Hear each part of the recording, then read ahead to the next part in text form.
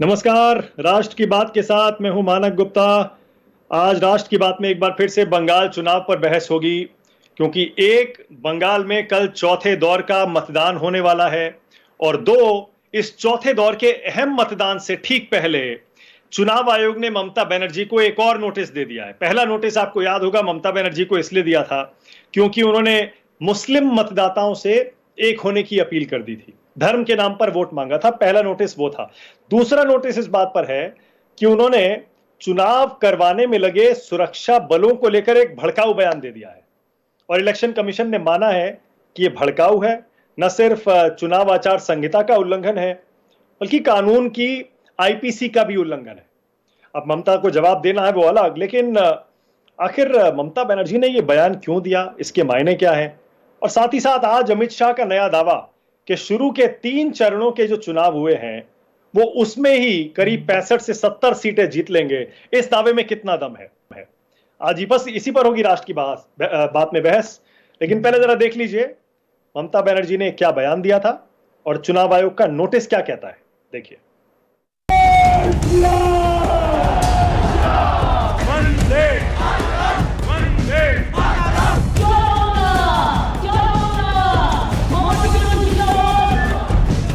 बंगाल की लड़ाई दिन पर दिन तेज होती जा रही है। चौथे चरण की वोटिंग से पहले मुख्यमंत्री और टीएमसी प्रमुख ममता बनर्जी अपने एक और बयान के कारण सुर्खियों में हैं। ममता के सीआरपीएफ जवानों का घेराव करने की अपील वाले बयान पर चुनाव आयोग ने रिपोर्ट तलब की है। ममता ने एक चुनावी रैली में महिलाओं से अपील की थी कि वो सीआरपीएफ कर्मियों का घेराव कर दें। সিআরপিএফ যদি গন্ডগোল করে আমি আপনাদের মেয়েদের বলে দিচ্ছি আপনারা ওদের ঘেরাও করে রাখবেন, একদল আর একদল ভোট দিতে যাবেন, একদল ঘেরাও করবেন একদল ভোট দিতে যাবেন, একদল ঘেরাও করবেন একদল ভোট দিতে যাবেন, ভোট নষ্ট করবেন না। আপনি যদি শুধু ঘেরাও করে রাখেন তাহলে ভাববে ভালোই তো, ভোটটা তো পড়লো না। ওর এটাই কিন্তু চাল, এটাই বিজেপির চাল। আর আপনার চাল হচ্ছে আপনি যেমন গ্রামে আপনাকে ভয় দেখালে আপনি ভয় পাবেন না, তেমনি ওকে দাঁড়িয়ে কথা বলবেন মানেই ঘেরাও। ঘেরাও ওইভাবেও করতে হবে না, কথা বলবেন, দেখে নেবেন পরিস্থিতি। बीजेपी ने ममता के बयान को संविधान विरोधी बताते हुए चुनाव आयोग से कार्रवाई की मांग की थी। चुनाव आयोग के पूरे मामले की रिपोर्ट तलब करने के बाद बीजेपी हमलावर है। बीजेपी दावा कर रही है कि ममता चुनाव हार रही हैं और हताशा में ऐसे बयान दे रही हैं। जो फ्रस्ट्रेशन है दीदी का कि सीआरपीएफ का घेराव कर दो, वो उसी के कारण है क्योंकि उनके चुनाव जीतने का एकमात्र आधार हिंसा हुआ करती थी, जो इस बार नहीं कर सकते। बीजेपी बंगाल में बड़ी जीत का दावा भी कर रही है। अमित शाह ने बड़ा दावा करते हुए कहा कि बीजेपी पहले 3 चरणों की 91 में से 63 से 68 सीटें जीत रही है। तीनों चरण में भारतीय जनता पार्टी को अप्रत्याशित समर्थन बंगाल की जनता का मिला है। हमारे एक आकलन के हिसाब से 63 से 68 सीट, 63 टू 68 सीट के बीच में भारतीय जनता पार्टी इस 3 चरण के अंदर जीत रही है। यानी बंगाल का चुनावी रण दिन पर दिन तीखा होता जा रहा है। वार पलटवार के बीच जीत के दावे किए जा रहे हैं। ऐसे में राष्ट्र की बात में आज का सवाल है कि ममता क्यों बोली चुनाव में लगे सुरक्षा बलों को घेर लो, और शाह के 91 में से 68 सीट जीतने के दावों में कितना दम। तो आज राष्ट्र की बात में ममता बनर्जी के इसी भड़काऊ विवादित बयान पर बहस होगी। ममता बनर्जी क्यों कह रही हैं सुरक्षा बलों को ही घेर लो, वो सुरक्षा बल जो चुनाव करवा रहे हैं, और दूसरा अमित शाह 3 चुनाव के बाद, 3 चरणों की वोटिंग के बाद करीब 70 सीटों की जीत का दावा जो कर रहे हैं उसमें कितना दम है। आज राष्ट्र की बात में मेरे साथ बीजेपी से डॉक्टर निखिल प्रसून जुड़ रहे हैं, बीजेपी के प्रवक्ता हैं। बंगाल से रवि ओझा जुड़ गए हैं, टीएमसी के प्रवक्ता हैं। समीर आलम है कांग्रेस की तरफ से, अजय आलोक हैं जेडीयू से, और मेरे साथ आरके सिंह जी जुड़ रहे हैं जो कि फॉर्मर आईजी हैं सीआरपीएफ के। अब सीआरपीएफ का बहुत अहम योगदान रहता है पूरे देश में चुनाव करवाने में। जाहिर है ममता बनर्जी के बयान पर आज आरके सिंह जी जरूर बोलना चाहेंगे, लेकिन शुरुआत रवि ओझा आपसे करूंगा। सभी का स्वागत है। रवि ओझा, ये कैसा बयान है भाई, मुझे आप ही बताइए। पूरा देश ये पूछ रहा है, सुरक्षा बलों के ऊपर इस तरह का गंभीर इल्जाम लगाना बिना किसी सबूत के कि सुरक्षा बल वोट नहीं डालने दे रहे, उनको घेर लो, उनको मारो पीटो, सुरक्षा बल ये कर रहे हैं, सुरक्षा बल वो कर रहे हैं। रवि ओझा, कोई सबूत दीजिए, बताइए क्यों ऐसा आरोप लगा रहे हैं आप? आप सभी को शुभ संध्या, मेरा प्रणाम स्वीकारिएगा। मानक जी, ऐसा है कि की बात की है, जो तीसरे चरण का चुनाव हुआ उसमें घटना सामने आई। पश्चिम बंगाल में तारकेश्वर जगह है, वहाँ एक युवती ने सीआरपीएफ के एक जवान पे आरोप लगाया था कि उसने उसके साथ में छेड़छाड़ करने की कोशिश की है। वहाँ के जो लोकल लोग हैं उन लोगों ने घेर लिया था। उसके बाद वहाँ पुलिस पहुंच करके उस मामले को सलटाती है। और देखिए जो क्या है, जो गृह मंत्री जी के अधीन है, वो कहीं ना कहीं प्रत्यक्ष या अप्रत्यक्ष रूप से चुनाव को प्रभावित करने की कोशिश कर रहा है। यह सब जगह पर देखा गया है। जब चुनाव आयोग ने साफ साफ कह दिया है कि केंद्रीय बल को वोटर आईडी कार्ड या कोई भी आईडी प्रूफ देखने की आवश्यकता नहीं है, उसके बाद में भी केंद्रीय बल इसके बीच में हस्तक्षेप करता है, तो ये साफ आप समझ सकते हैं कि किस तरीके से केंद्रीय बल केंद्र सरकार के इशारे पर इस चुनाव को प्रभावित करने की कोशिश कर रहा है। कैसे, बताइए जरा मुझे। कोई एक वीडियो दे दीजिए रवि ओझा, एक वीडियो दिखा दीजिए कोई। भाई जाहिर है आजकल तो सबके पास मोबाइल फोन रहता है। अगर आप इतना गंभीर इल्जाम लगा रहे हैं, कोई तो एक सबूत होगा। एक वीडियो दिखा दीजिए जहां किसी सुरक्षा बल ने कोई ज्यादती की हो, किसी को वोट देने से रोका हो, चुनाव को प्रभावित करने की कोशिश की हो। तारकेश्वर वाली घटना अगर आपके संज्ञान में नहीं है तो देखिए ये दुर्भाग्य है। यह दुर्भाग्य है। इसको लेकर के इलेक्शन कमीशन को ज्ञापन भी दिया गया, हमारी पार्टी की तरफ से ज्ञापन आपको मुहैया करवा दिया जाएगा। और आप जब आज आपने कहा है कि वीडियो दिखा दीजिए, तो कल से वीडियो सारे लेकर के साथ में बैठा करूंगा कि जब आप कहें तो 1 घंटे के बीच में मैं चला करके आपको दिखा दिया करूंगा। तमाम वीडियो आपके रिपोर्टर्स घूम घूम करके रिपोर्टिंग कर रहे हैं। नहीं, माफ करिएगा, हमारे रिपोर्टर्स के कंधे पर रखकर बंदूक मत चलाइए। सुरक्षा बलों की कोई ज्यादती का कोई वीडियो किसी रिपोर्टर के पास नहीं है। अगर हमारे पास होता सबसे पहले हम दिखाते न्यूज 24 पर। सुरक्षा बलों पर जो आप आरोप लगा रहे हैं उसका मुझे एक सबूत दिखा दीजिए, मैं ये पूछ रहा हूं आपसे। एक घटना की बात मत करिए तारकेश्वर वारी, मुझे नहीं पता आप कौन सी घटना की बात कर रहे हैं। आप मुझे ज्यादती करने का, चुनाव को प्रभावित करवाने का सुरक्षा बलों पर जो आरोप है उसका एक वीडियो दिखा दीजिए। घटना है, आप पल्ला मत झाड़िए कि आपको नहीं पता, या कैसे कह सकते हैं कि आपको नहीं पता। इसको लेकर के ज्ञापन दिया हमने। क्या थी वो घटना? क्या थी वो घटना? और भी बहुत सी जगहों पर मैंने तो कहा कि प्रत्यक्ष या अप्रत्यक्ष रूप से केंद्रीय बल प्रभावित करने की कोशिश कर रहा है। अरे तो कुछ बताइए ना, कुछ तो बताइए। सिर्फ ये कहकर निकल जाने से कैसे चलेगा? क्या जानना चाहते हैं ये बताइए। अरे सबूत दीजिए भाई, सबूत कुछ तो दिखाइए, कुछ तो बताइए। सिर्फ ये कहने से तो ऐसा लगेगा कि इसका मतलब आप जैसे चाह रहे हैं, आपके हिसाब से चुनाव नहीं हो रहा है, इसीलिए आप बेचैन हैं, क्योंकि आप चाहते हैं आपके तरीके से चुनाव हो। नहीं, ये कोई बात नहीं है कि हम चाहते हैं कि हमारे हिसाब से चुनाव नहीं हो रहा है इसलिए हम बेचैन नहीं है। लेकिन कोई लोकतंत्र की हत्या करने की कोशिश अगर करेगा तो 100% हमें बेचैनी होगी। रवि ओझा, लोकतंत्र की हत्या तब होगी जब चुनाव शांतिपूर्ण तरीके से करवाने में जो सुरक्षा बल लगे हुए हैं उनको घेरवाने का आप आह्वान करेंगे। ये लोकतंत्र की हत्या है साहब। आप आकर के केंद्रीय बल के नाम पर यहाँ पर आकर के आप यहाँ की माँ बहन बेटियों की इज्जत के साथ में खिलवाड़ करेंगे। अरे ये तो कैसा आरोप है? मैं आपको बिल्कुल परमिशन नहीं दूंगा रवि ओझा, बिल्कुल परमिशन नहीं दूंगा।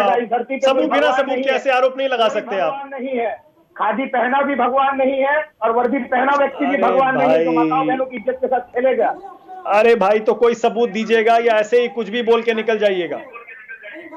अरे सबूत तो रह जाइए, आपको वीडियो मुहैया करवाता हूँ। अरे देखिए, बताइए, तमाम आरोप लगा दिए और अब मैं राष्ट्र की बात में पूछ रहा हूं कि राष्ट्र पूछ रहा है सबूत दिखाइए, तो कह रहे हैं अच्छा देखिए कल से हम वीडियो बनाएंगे और वीडियो दिखाएंगे।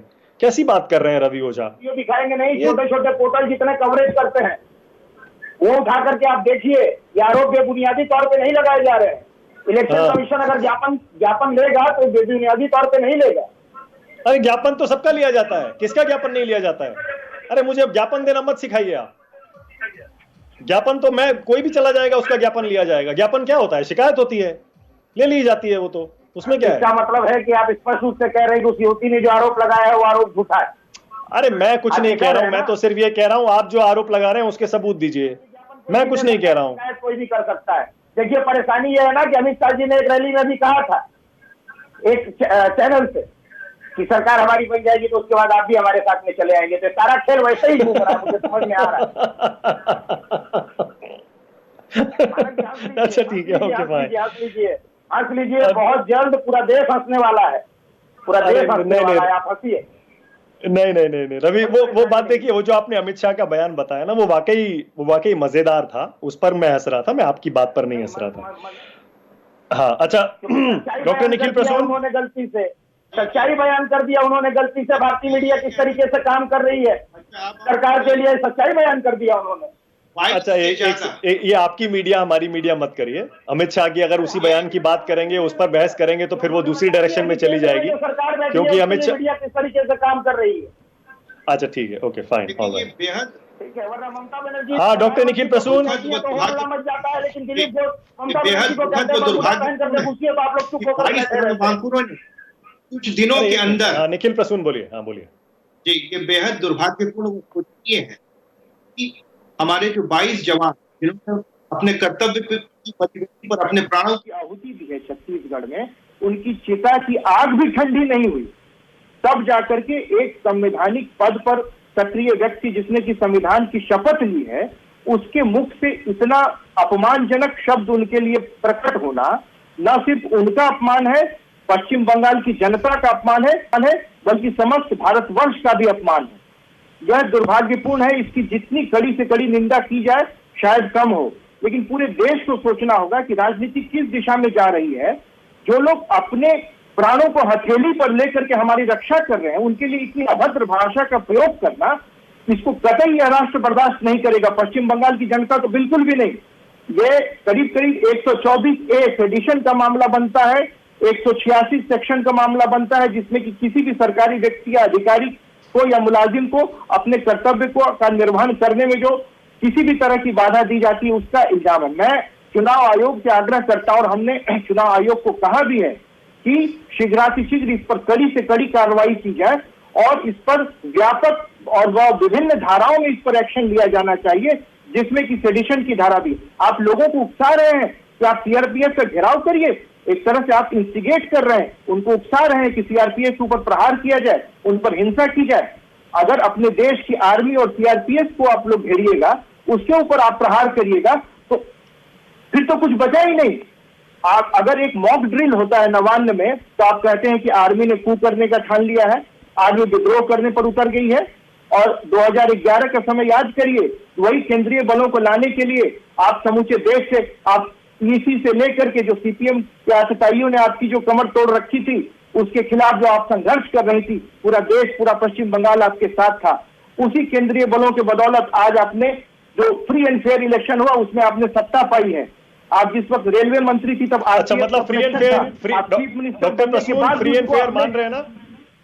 Doctor Prasoon free and fair election हो रहा है ना, मान रहे हैं ना? जो केंद्रीय बलों की भूमिका है, उसके लिए हमें उनका धन्यवाद करना चाहिए। मुख्यमंत्री महोदय, फ्री एंड फेयर इलेक्शन हो रहा है ना? मैं तो इसलिए बस ये सुनिश्चित कर रहा हूं कि अगर कल को आप हार जाते हैं तो ये तो नहीं कहेंगे बेईमानी हो गई। फ्री एंड फेयर इलेक्शन करने का प्रयास चुनाव आयोग और केंद्रीय बल कर रहे हैं। ये अपनी जगह है कि बाकी जो राजनीतिक दल है वो अपने दावे कर सकते हैं कि कितना फ्री है, कितना फेयर है, लेकिन केंद्रीय बलों पर किसी भी तरह का इस तरह का अनर्गल प्रलाप करना, उसे राष्ट्र कतई बर्दाश्त नहीं करेगा। ओके, क्यों आरोप ये लगा रही है ममता बनर्जी, ये भी बता दीजिए, क्यों आरोप लग रहे हैं ये? क्योंकि हार का डर, क्योंकि हार तो सुनिश्चित है।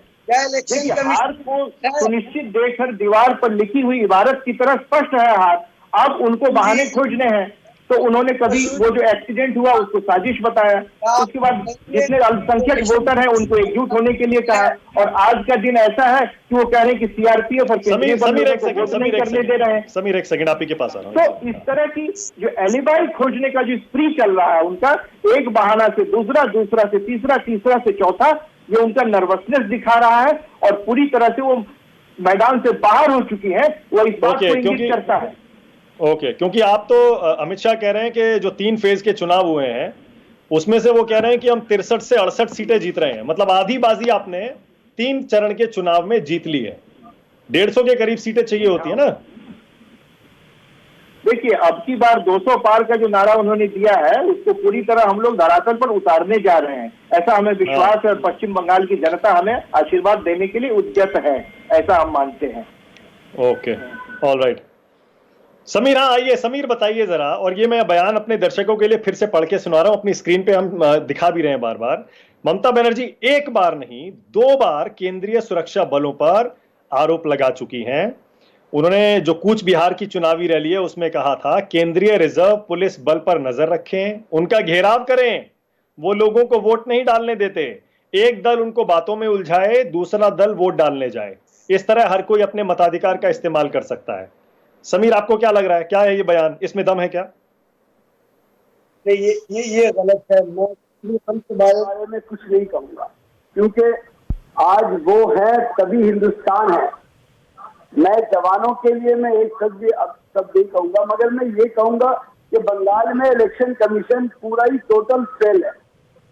अफसोस ये होता है कि पुलिस के सामने, चाहे वो बीजेपी के कैंडिडेट हो, चाहे वो तृणमूल के कैंडिडेट हो, चाहे वो कांग्रेस हो, किसी भी पार्टी के हो, वहां पर पुलिस खड़ी है, सब खड़ा है, और वहां पर गुंडे, कभी हमने देखा टीएमसी के गुंडों को देखा बीजेपी के कैंडिडेट को मारते हुए, कभी हमने देखा बीजेपी के गुंडों को टीएमसी के कैंडिडेट को मारते हुए।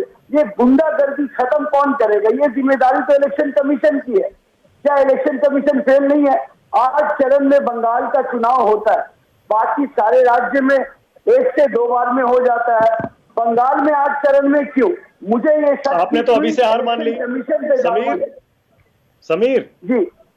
ऐसा लग रहा है आपने तो अभी से हार मान ली। कभी आपके नेता कह रहे हैं कि अगर बहुमत नहीं आया तो हम तो तृणमूल कांग्रेस से गठबंधन कर लेंगे चुनाव के बाद। आप कह रहे हैं कि अभी से देखिए। कौन से नेता ने कहा सर जी? किसने कह दिया आपको? अधीर रंजन चौधरी का बयान है भाई। अधीर रंजन चौधरी आपके नेता नहीं है क्या? अधीर रंजन चौधरी का बयान सुना दीजिए जनता को। आपके पास तो सारा चीजें सुना दीजिए। मतलब उन्होंने नहीं कहा क्या? का पानी हो जाएगा। नहीं कहा अधीर रंजन चौधरी ने कभी ये नहीं कहा।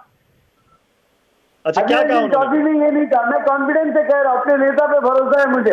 आप सुना दीजिए, देश की जनता भी सुन ले।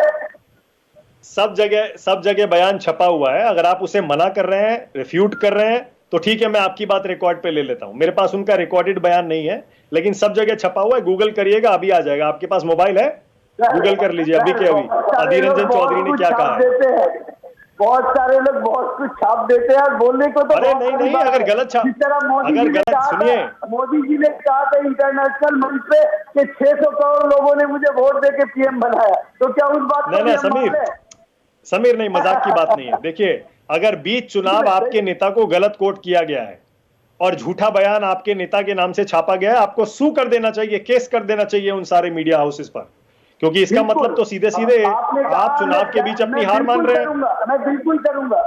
अधीर रंजन चौधरी जी के लिए मैं जिम्मेदारी से कह रहा हूँ, वो इतने लड़ाकू लीडर है, वो कभी हार नहीं मानेंगे। और आपने देखा होगा 2019 के इलेक्शन में कितनी षड्यंत्र की गई थी टीएमसी के द्वारा, उसके बावजूद उनको हरा नहीं पाया। उन्होंने चैलेंज किया था ममता बनर्जी को, अगर दम है तो आ जाइए मेरे खिलाफ लड़िए। देखिए, शुभेंदु अधिकारी ने चैलेंज किया ममता बनर्जी को, उन्होंने एक्सेप्ट कर लिया, मगर अधीर रंजन चौधरी ने चैलेंज किया, उनको एक्सेप्ट नहीं किया, क्योंकि जानती है कि मुर्शिदाबाद कांग्रेस का गढ़ है, वहां जाना हार निश्चिंत है।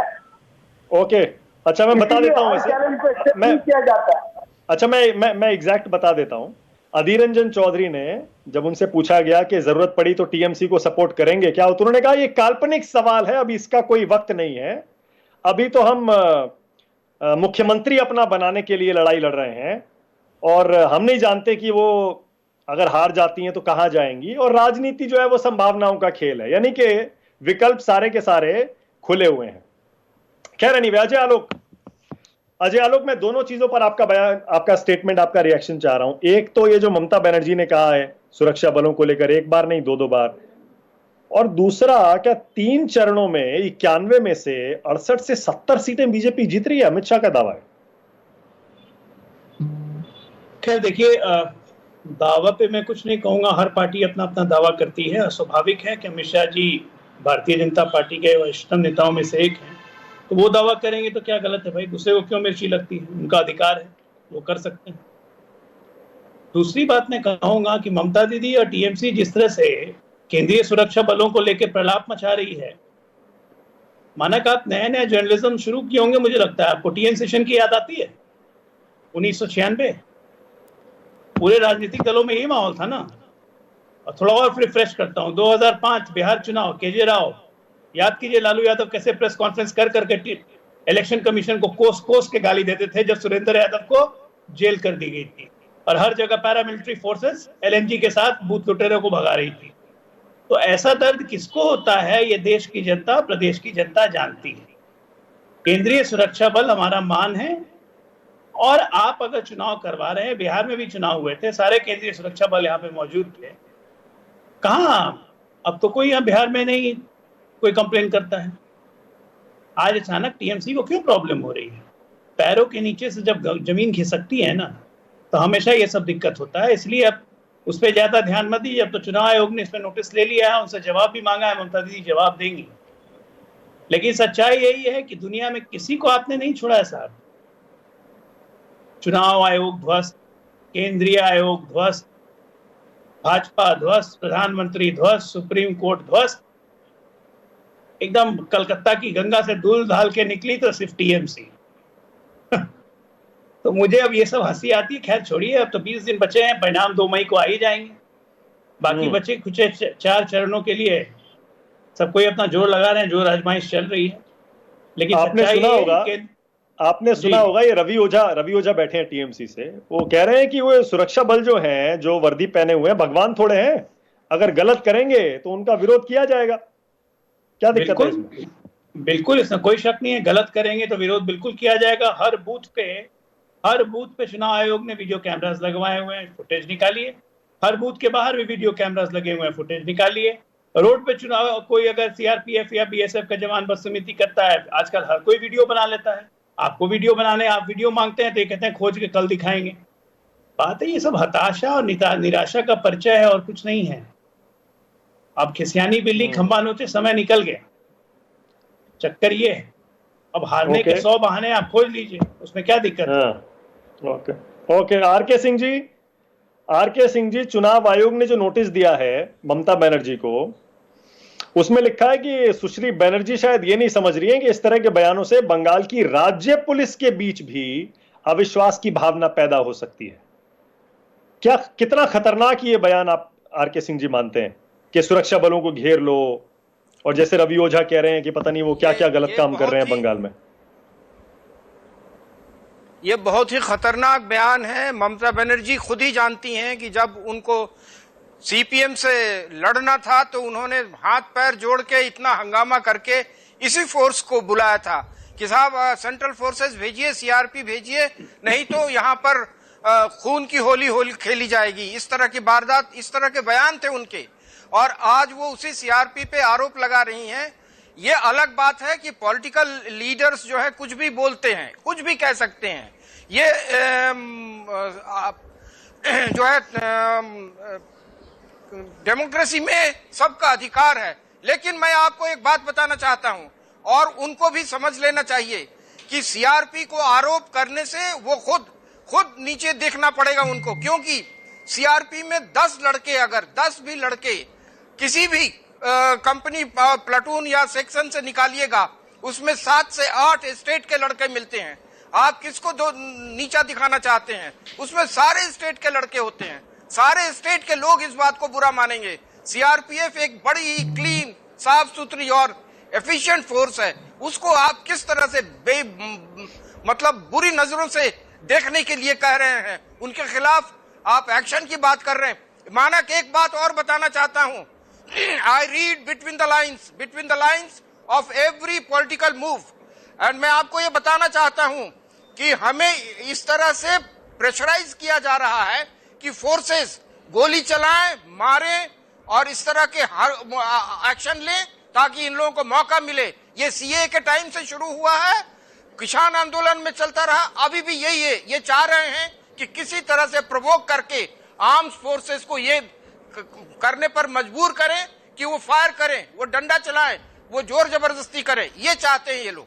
वो ईमानदारी से काम कर रहे हैं और करते रहेंगे। सीआरपीएफ का रिकॉर्ड है, सीआरपीएफ ने कभी किसी के साथ कोई बेईमानी नहीं की है किसी तरह की। वो ईमानदारी से काम करते हैं और करते रहेंगे। सबको एक चीज नहीं जान सकते सर जी, आप यहाँ के बारे में बात कीजिए। समीर एक सेकंड, समीर वन सेकंड एक सेकंड रुकिएगा, एक मिनट समीर एक सेकंड रुकिएगा, एक सेकंड कोई भी बयान एक सेकंड ऑडियो बंद करिए, ऑडियो बंद करिए, एक मिनट ऑडियो बंद करिए, एक सेकंड।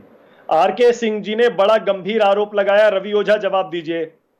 रवि ओझा आरके सिंह जी कह रहे हैं आप जानबूझकर सुरक्षा बलों पर ऐसे आरोप लगा रहे हैं, आप उनको उकसा रहे हैं जानबूझकर कि वो गोली चलाएं और उसके बाद आप विक्टिम कार्ड खेलें। रवि ओझा बोलिए। देखिए, विक्टिम कार्ड खेलने की आवश्यकता हमें नहीं है, ठीक है, और चुनाव हम लोग जीत रहे हैं, पूर्णतः आश्वस्त है, हमें विक्टिम कार्ड खेलने की आवश्यकता नहीं है। लेकिन आंखों के सामने जो गलत होता हुआ दिख रहा है उसको देख करके आंख पे पट्टी बांध करके हम नहीं बैठ सकते हैं। सबसे बड़ी बात यह, और इन्होंने कहा कि पुलिस डंडे चलाए, तो पुलिस ने पिछले चुनावों में भी डंडे चलाए हैं। पिछली बार 2019 में जो लोकसभा का चुनाव हुआ था, हावड़ा से जो हमारे संसदीय चुनाव लड़े थे लोकसभा का, फुटबॉलर है प्रसून साहब, उनको अर्धसैनिक बलों ने दौड़ा करके पीटा था, लहूलुहान कर दिया था, तो कैंडिडेट को पीटा गया था। तो यह बातें मत कहिए कि आपकी जो फोर्स है वो यहाँ पे डंडे नहीं चलाती। हम सीआरपीएफ का असम्मान नहीं करते हैं, हम कहीं उनका अपमान नहीं करते हैं, मेरे अपने घर से भी लोग सीआरपीएफ में। लेकिन यहाँ जब केंद्र के इशारे पर गलत तरीके से चुनाव को प्रभावित करने की कोशिश की जाएगी, तो क्योंकि आपने कहा कि भारत एक खूबसूरत लोकतंत्र है, तो मेरा संविधान मुझे यह अधिकार देता है कि खादी पहना हुआ व्यक्ति गलत करेगा तो भी प्रतिकार करेंगे, और अगर वर्दी पहना हुआ व्यक्ति गलत करेगा तो भी प्रतिकार करेंगे। रवि, आपने अभी सुना ना आरके सिंह जी ने क्या कहा। उन्होंने कहा कि ईमानदारी से सीआरपी वाला और केंद्रीय सुरक्षा बल अपना काम वहां पर कर रहे हैं। बहुत मुश्किल हालात हैं बंगाल में, हम सबको मालूम है, जैसी पॉलिटिकल वायलेंस बंगाल में हुई है वैसी पूरे देश में कहीं नहीं हुई।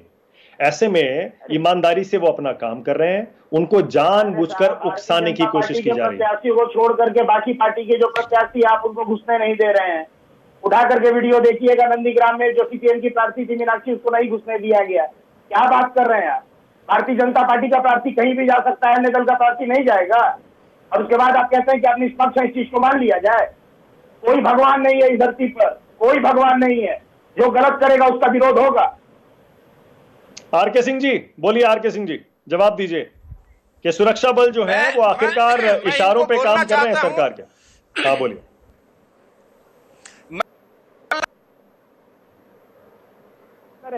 इनके परिवार में अगर कोई सीआरपी में लड़का और इनका भाई बहन कोई भी काम करता हो, उससे पूछे कि क्या वो कभी किसी भी कंडीशन में उन्होंने किसी तरह से किसी के साथ भेदभाव किया है। पहली बात। दूसरी बात ये कह रहे हैं कि गलत करने की बात ही नहीं उठती। वहां पर सीआरपीएफ सिविल एडमिनिस्ट्रेशन के सपोर्ट में है, और आज की डेट में सिविल एडमिनिस्ट्रेशन इलेक्शन कमीशन के हाथों में है, और इलेक्शन कमीशन के द्वारा जो भी निर्देश दिया जाएगा उसका पालन सीआरपी के जवान करेंगे। और इसके लिए वो किसी को रोके और किसी को न रोके, ये उनकी अपनी कोई डिसीजन नहीं होता है। ये डिसीजन वहां की लोकल गवर्नमेंट का होता है, लोकल एडमिनिस्ट्रेशन का होता है, और वो लोग इंस्ट्रक्शन देते हैं कि क्या करना है क्या नहीं करना है। ये पॉलिटिकल बातें हम लोग नहीं जानते, पॉलिटिकल बातों से हमें कोई लेना देना नहीं। समीर, अब आप आइए जरा। आप बड़े नाराज हो रहे थे आरके सिंह जी के इस आरोप पर कि विरोधी जो हैं विपक्षी जानबूझकर सुरक्षा बलों को उकसा रहे हैं, कभी सीए में उकसा रहे हैं, कभी किसान आंदोलन में उकसा रहे हैं, और अब बंगाल चुनाव में उकसा रहे हैं। वो चाहते हैं कि सुरक्षा बल गोली चलाएं। मतलब किसानों ने जानबूझ के उकसाया है, सुरक्षा बल गोली चलाए। देखिए, आरके सिंह जी हर बात सच बोलेंगे ये जरूरी तो नहीं है। और रही बात कि आप किसानों को इसमें समेट लिया है, बंगाल में हिंसा हो रही है, आप तो इलेक्शन कमीशन के खिलाफ क्यों कुछ नहीं कह रहे? इलेक्शन कमीशन फेल है यहाँ पर, इलेक्शन कमीशन फेल है बंगाल में, इस बात को आप मान लीजिए। अगर इलेक्शन कमीशन फेल नहीं होती तो यहाँ पर इतने सारे घटना नहीं होते। समीर, इलेक्शन कमीशन अगर बंगाल में फेल हो रही है, किसकी वजह से फेल हो रही है समीर? ये इलेक्शन कमीशन की जिम्मेदारी है, ये हमारा थोड़ी नहीं है। अब ये देखिए, ये इलेक्शन कमीशन की जवाबदेही है, उसका प्रवक्ता तो मैं नहीं हूँ, मगर ये नहीं, मैं ये पूछ रहा हूँ, वजह पूछ रहा हूँ मैं। मैं ये पूछ रहा हूँ क्या वजह है कि इलेक्शन कमीशन बंगाल में फेल हो रहा है? वजह ये है कि बीजेपी के तरफ से बहुत सारा चाप है उन पर, चलिए कैसे भी करके बंगाल हमारी झोली में दे दो। वजह ये है, ओके, वजह ये है कि कैसे भी करके बंगाल को हमारे झोली में दे दो। हमारे लिए सत्य असत्य कुछ नहीं है, सिर्फ सत्ता ही सत्य है, सत्ता ही सत्य है। यही अमित शाह की जो मूल मंत्र यही है कि वो सत्ता ही चाहते हैं और बाकी कुछ नहीं। क्या उसके लिए कुछ भी करना हो उससे कोई फर्क नहीं पड़े। तो इसका मतलब दीदी जीत रही है, बीजेपी हार रही है और इसीलिए बीजेपी चुनाव आयोग पे दबाव डाल रही है। नहीं, दीदी जीत रही है या बीजेपी जीत रहा, मकसद वो नहीं है। जीतेगा वो हर कैंडिडेट जो डिजर्व करता है, और हम चाहते हैं कि लोकतंत्र का मजाक ना उड़ाया जाए। लोकतंत्र में जो सबका हक है वो हक मिले। कोई बूथ क्यों दखल करेगा, कोई किसी कैंडिडेट को क्यों मारेगा, चाहे वो सीआरपीएफ हो चाहे वो पुलिस वाला हो, कोई किसी को क्यों धमकी देगा। ये जिम्मेदारी इलेक्शन कमीशन पे आती है। अगर जिम्मेदारी समीर आलम की होगी तो समीर आलम उसकी जिम्मेदारी लेगा, जिम्मेदारी कांग्रेस की होगी तो कांग्रेस लेगा, बीजेपी की होगी तो बीजेपी। मगर जिम्मेदारी है इलेक्शन कमीशन की है, तो इलेक्शन कमीशन पे रहते हुए ये क्यों हो रहा है, ये आतंक का माहौल क्यों है? आप ये समीर एक सेकंड, समीर एक सेकंड, समीर बच के मत चलिए ना। अभी आप थोड़ी देर पहले कह रहे थे कि हम सुरक्षा बलों के खिलाफ कुछ नहीं कहेंगे, लेकिन सुरक्षा बलों पर गंभीर आरोप लगाने वाले रवि ओझा आपके साथ बैठे हैं, आप उनसे आप कुछ नहीं कह रहे, आप बीजेपी पर अटैक कर रहे हैं। अच्छा बोलिए, मैं उनके लिए ये कह दूं, मैं इससे पहले भी बोल रहा हूं, मैं उनके लिए नहीं, उनको तकलीफ हो रही है, हमें भी तकलीफ हो रही है। जिस तरह आज उन्हें तकलीफ इससे ज्यादा हो रही है क्योंकि पंचायत में उनके पुलिस ने जो जुल्म किया था बंगाल के बाकी लोगों पे, बाकी पार्टियों पे, आज उनको एहसास हो रहा है कि जब हमारे पास ताकत था तो हमने वही राग अलापा था और वही चीज किया था। आज ताकत बीजेपी के पास है तो वो वही कर रही है, तो इन्हें तो ज्यादा कुछ फर्क पड़ेगा नहीं, क्योंकि अच्छे से जानते हैं इन्होंने पुलिस का जो दुरुपयोग किया था पंचायत इलेक्शन में, कितने मर्डर हुए, कितने लोगों को नॉमिनेशन करने नहीं दिया गया, ये तो जग जाहिर है, पूरे देश ने देखा है। अजय आलोक एक कमेंट करिएगा, उसके बाद डॉक्टर प्रसून आपके पास भी आ रहा हूं। अजय आलोक, जो आरके सिंह जी आरोप लगा रहे हैं, बहुत ही गंभीर आरोप है, बहुत गंभीर। वो कह रहे हैं कोई भी आंदोलन देख लीजिए या चुनाव देख लीजिए, सुरक्षा बलों को या फिर खाकी वर्दी वालों को जानबूझकर उकसाने की कोशिश की जा रही है। आप सहमत है क्या अजय आलोक? देखिए, उकसाने की कोशिश नहीं की जा रही है, उनको टारगेट किया जा रहा है। अब वो आरोप नहीं लगा रहे हैं, वो सच्चाई बयान कर रहे हैं। उनको मारा जा रहा है, उनको पीटा जा रहा है ताकि वो आर्म्स यूज करें। ये दिल्ली में हम देख चुके हैं, ठीक है ना, किसान आंदोलन में। कोई नई बात नहीं बता रहे हैं, वो ये आरोप नहीं है, ये सच्चाई है। और समीर भाई के लॉजिक से चलें कि चुनाव आयोग अगर चुनाव जिता देता है तो समीर भाई कांग्रेस को तो फिर सत्ता से कभी वापस जाना ही नहीं चाहिए था, क्योंकि आपने तो चुन के अपना चुनाव आयोग का चुनाव चीफ इलेक्शन कमिश्नर भेजते रहे आप। इसी का टर्म खत्म होते उनको राज्यसभा पहुंचा देते रहे आप। ये ट्रेंड तो आप ही का शुरू किया हुआ है। आप जनता को मूर्ख समझते हैं क्या कि चुनाव आयोग के हिसाब से जनता चलेगी? आप पूरे की पूरी वेस्ट बंगाल की जनता का अपमान कर रहे हैं साहब, ये कह के कि बीजेपी चुनाव आयोग पे दबाव डाल के चुनाव जीतना चाहती है। चुनाव जनता जितवाती है ना कि चुनाव आयोग। जिनकी जमीन खिसक जाती है ना वो इसी तरह की बातें करते हैं, जिनकी जमीन खिसक जाती है ना वो इसी तरह बात करते हैं। वो दिख रहा है कांग्रेस पार्टी की जा रही है। न 3 में है न 13 में है, आपको न 3 में न 13 में। राज्य खत्म हो गया, आज तक राजकुमार आए नहीं बंगाल। आपकी जमीन तो खुद खिसक गई। हाँ, राजकुमार बंगाल आए नहीं घूमने, चाय पत्ती चुनते रहिए असम में, चाय पत्ती चुनते चुनते क्वारंटाइन। आप बिहार में बौने हैं, उछल के चाय पत्ती चुनिए, चाय पत्ती। कांग्रेसियों के लिए यही काम बच गया। आप क्या बात करेंगे, आपकी तो खुद जमीन नहीं है। सुनिए ना, सुनिए जाके चाय पत्ती चुनिए, अच्छा काम है कांग्रेसियों का। अब तृणमूल कांग्रेस के तलवे चाटना यही आपका काम रह गया। अरे अधीर रंजन चौधरी का बयान सुनिए जाके, और भी मन करे तो सीपीआई का ही बयान सुनिए, सीपीआई का ही बयान सुनिए कि हम समर्थन आप ही को देंगे। आपको क्या करना पड़ रहा है? अफसोस थोड़ा अपने दामन में झांकिए।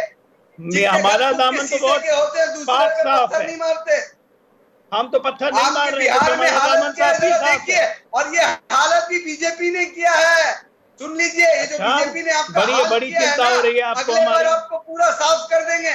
आपको बड़ी आपकी हमारी चिंता हो रही है, अपनी चिंता कीजिए। अरे लोकतंत्र में हम तो अपने विरोधी डबल डिजिट में आएंगे, यही तो कांग्रेस डबल डिजिट में आएंगे। हम हर किसी का सम्मान 70 साल तक शासन करने वाली पार्टी, चुनाव आयोग बनाने वाली पार्टी आज चुनाव आयोग पे प्रश्न उठा रही है। वाह, आपको आईना दिखाया, इतना बुरा लग गया? चुनाव आयोग बनाने वाली पार्टी, चुनाव आयोग चलाने वाली पार्टी, चुनाव आयोग के प्रश्न कर रही है। कभी भी आपकी सरकार लुढ़क सकती है। जाइए सीआरपीएफ बीएसएफ बनाने वाली पार्टी, सीआरपीएफ बीएसएफ पे अच्छा एक बात बताइए, बंगाल में आपके कुछ लोग क्या लोकतंत्र की मिसाल के खिलाफ लड़ रहे हैं? टीएमसी के खिलाफ, कांग्रेस के खिलाफ, सीपीएम के खिलाफ या बीजेपी के खिलाफ? बताइए तो। तलवे चाटने की सीमा होती है, तलवे चाटने की सीमा होती है साहब। आपके कैंडिडेट अब तो एक बात बताइए ना, केरल में चुनाव खत्म हो गया, राहुल गांधी आएंगे अब। किसके खिलाफ लड़ रहे बताइए? केरल में चुनाव, केरल में कम्युनिस्टों के खिलाफ लड़ रहे हैं। जवाब दूंगा, आप पहले जवाब दे दीजिए। केरल में कम्युनिस्टों, मैं आपका जवाब दूंगा, आप जवाब दे दीजिए। हम सबके खिलाफ लड़ रहे हैं। चैनल में जवाब दीजिए, मैं अरे सबके खिलाफ लड़ रहे हैं। सवाल का जवाब दूंगा। बीजेपी के भी खिलाफ लड़ रहे हैं और आपके भी खिलाफ लड़ रहे हैं। बीजेपी के भी खिलाफ लड़ रहे हैं, आपके भी खिलाफ लड़ रहे हैं। आप उनके सहयोगी हैं, कौन सा गुनाह किया जो उसके खिलाफ लड़ रहे हैं? बिल्कुल सहयोगी हैं, बिल्कुल सहयोगी हैं। बिहार में सहयोगी हैं, केंद्र में सहयोगी हैं, वहां चुनाव लड़ रहे हैं। हाँ या ना में जवाब दे दीजिए। नहीं, कोई गुनहगार नहीं है, कोई गुनहगार नहीं है। Okay okay okay okay okay all right okay okay okay okay okay one second Bengal आ रहे हैं। Okay okay okay one second okay doctor Prasun आप बहुत देर से सुन रहे हैं सबकी बातें। जो आपको कहना हो एक तो वो कहिएगा, और दूसरा जरा ये भी बोलिएगा, ये अभी से अधीर रंजन चौधरी का ये कहना कि आगे देखा जाएगा क्या होगा, इससे क्या मतलब निकालते हैं आप? देखिए, ये जो चुनाव है स्वातंत्र्योत्तर भारत में सबसे महत्वपूर्ण चुनाव है, क्योंकि छद्म धर्मनिरपेक्षतावाद की जो राजनीति है वो अपनी आखिरी सांसें ले रहा है इस चुनाव में। जितने लोगों ने अल्पसंख्यकों को अपने वोट बैंक के रूप में इस्तेमाल करने का प्रयास किया है, उन सबके लिए आखिरी चुनाव है और उनको अपना बोरिया बिस्तरा पैक करने की आवश्यकता है। पूरे बंगाल में, पूरे भारत में 22% जो अल्पसंख्यक हैं वो हैं सैलरीड क्लास में। बंगाल में 13% है। एवरेज आय जो है प्रति माह 13,000 है, पूरे भारतवर्ष में बंगाल में 9,000 है। कॉलेज टीचर्स में उनका परसेंटेज 7.8% है बंगाल में। ये देखिए, ये तुष्टीकरण की राजनीति की असली पोल खुल रही है कि कुछ मुअज्जिन और इमामों को कुछ 100 रुपए दे करके वो ऐसा सोच रहे हैं कि मुसलमानों को अपना वोट बैंक की तरह इस्तेमाल करेंगे। तो 125 से जो ज्यादा मोदी सरकार की योजनाएं हैं वो सब हर अल्पसंख्यक के दिलों को छूते हुए निकल रही है। देखिए, परिवर्तन की बुनियाद केवल बहुसंख्यक समाज या उसके ऊपर नहीं है, हर समाज का हमें समर्थन मिल रहा है। और इन सब से घबरा करके, कभी एक्सीडेंट को साजिश बता करके, कभी अपने आप को घिरा हुआ विक्टिम कार्ड खेल करके, कभी सीआरपीएफ पर इल्जाम आयद करके, कभी गृह मंत्री पर, कभी इलेक्शन कमीशन पर। और ये लोग तो ऐसे लोग हैं कि सुप्रीम कोर्ट जब इनके हिसाब से फैसला देता है तब तो ठीक है, नहीं तो वो जजों का भी चयन उस तरह से उन पर उंगलियां उठाने लगते हैं। जिस वक्त जो हमारे एक भूतपूर्व चीफ जस्टिस ने जिस वक्त बाहर प्रेस कॉन्फ्रेंस किया था तो ये लोग जय जयकार कर रहे थे, और जब वही फिर उनके अनुरूप उन्होंने कोई दूसरा मत नहीं सुनाया अपना जो कि न्यायोचित होगा उनके हिसाब से, तो उन्होंने उनके खिलाफ क्या सब इल्जाम लगाया और एक तरह से ब्लैकमेल करने के लिए कैसी कैसी साजिशें की। ये लोग सुप्रीम कोर्ट के खिलाफ हैं, ये लोग ईसी के खिलाफ हैं, सीएजी के खिलाफ हैं, सीबीआई के खिलाफ हैं, आईबी के खिलाफ हैं, ईसी के खिलाफ हैं, आर्मी के खिलाफ हैं, सीआरपीएफ के खिलाफ है, पूरे देश के खिलाफ है ये। और सबसे ज्यादा ये लोग खिलाफ है माइनॉरिटीज को, जिनको कि वोट बैंक की तरह ये लोग इस्तेमाल अच्छा, आप तो सुनिए, ओके, आप तो खिलाफ नहीं है ना, मतलब आप देखिए, मैं इसलिए पूछ रहा हूं बार बार, अगर आप मान लीजिए बहुमत आपको नहीं मिला तो आप तो नहीं कहेंगे ना बेईमानी हुई है, आप तो मान लेंगे ना, आप तो सबका सम्मान करेंगे। आप उस समय चुनाव आयोग का भी सम्मान करेंगे, सुरक्षा बलों का भी सम्मान करेंगे, ईवीएम के नतीजों का भी सम्मान करेंगे और लोकतंत्र का भी सम्मान करेंगे। आप हार मान लेंगे ना, आप तो नहीं कहेंगे बेईमानी हुई है। देखिए, इस बार तो ऐसी परिस्थिति आ ही नहीं रही है क्योंकि सुनामी चल रही है ना हमारी। लेकिन आदरणीय गृह मंत्री महोदय ने बार बार कहा है कि चुनाव by and large free and fair हो रहा है। ईसी और जितने केंद्रीय बल है और जितने लोग हैं, जितने कर्मचारी इसमें मुलव्विस हैं, उनका अभिनंदन होना चाहिए, उनको साधुवाद दिया जाना चाहिए। हम लोग कभी इन पर इल्जाम नहीं लगाएंगे। मैं आपसे वादा करता हूं,